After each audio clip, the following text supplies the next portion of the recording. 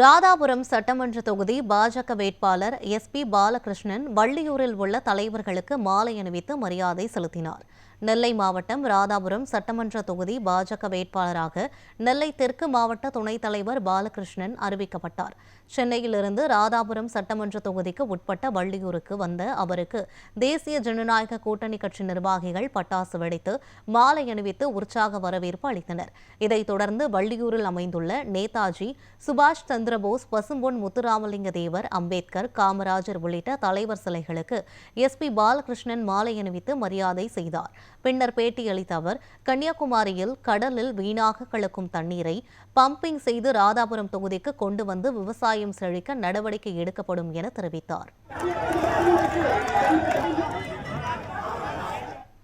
தேசிய ஜனநாயக கூட்டணிக்கு எனது மனதார்ந்த நன்றியை தெரிவித்துக் கொள்கிறேன்.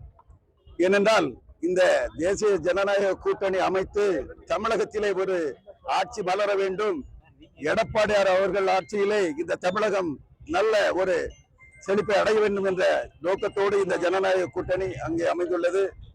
அதில் இந்த ராதாபுரம் சட்டமன்ற தொகுதியை தாமரைக்கு தந்து இந்த தொகுதியிலே வெற்றி பெற வேண்டும் என்ற ஒரு நல்ல எண்ணத்தோடு எங்களுக்கு ஒதுக்கி தந்த எடப்பாடியார் அவர்களுக்கு நான் முதற்கொண்டு நன்றியை தெரிவித்துக் கொள்கின்றேன். இந்த ராதாபுரம் சட்டமன்றத்தில் ஒரு நல்ல விவசாயம் நடந்தக்கூடிய ஒரு பூமி, நீர்நிலைகள் ஒரு நல்ல நீர்நிலைகள்லாம் இருந்து வளமான ஒரு பூமியாக இருந்த பூமியை இந்த திமுக கடந்த 5 வருஷ காலத்துல ஒரு சூடுகாடா மாத்திட்டாங்க. அது எல்லாருமே நீங்க பப்ளிக்கிட்ட கேட்டா தெரியும். அந்த ஒரு நிலைமையை மாத்தி விவசாயத்துக்கு நாங்க முக்கியத்துவம் கொடுத்து இந்த ராதாபுரம் கால்வாய், அதே மாதிரி கருமணி அணை கால்வாயை நாங்க இதை சீராக செய்து இந்த பகுதியில் உள்ள ராதாபுரம் மக்கள் பொதுவா எல்லா இடத்துக்கும் நாங்க ஒரு சமமான நீர்நிலை கொண்டு வரணும்ட்டு நாங்க எங்களோட கொள்கை முழுமையா நாங்க நிறைவேற்றி கொடுப்போம். எந்த சந்தேகமும் வேண்டாம்.